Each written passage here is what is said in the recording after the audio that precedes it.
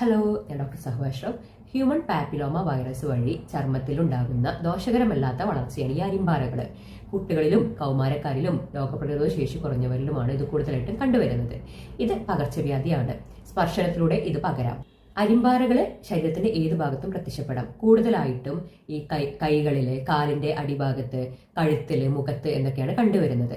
ഇത് പല രീതിയിൽ പല തരമുണ്ട്. സാധാരണ അരിമ്പാറകളുണ്ട്, നല്ല താഴ്ന്ന് ഫ്ലാറ്റ് ആയിട്ട് നിൽക്കുന്ന അരിമ്പാറകളുണ്ട്, പൊന്തി നിൽക്കുന്ന അരിമ്പാറകളുണ്ട്, നൂല് പോലുള്ള ഫിലിഫോം അരിമ്പാറകളുണ്ട്. പിന്നെ കാലിന്റെ അടിയിൽ ഉണ്ടാകുന്ന പ്ലാന്റാർ അരിമ്പാറ, അതാണ് ആണിരോഗം എന്നൊക്കെ പറയും. പിന്നെ ജനനേന്ദ്രിയത്തിൽ ഉണ്ടാകുന്ന അരിമ്പാറകളും ഉണ്ട്.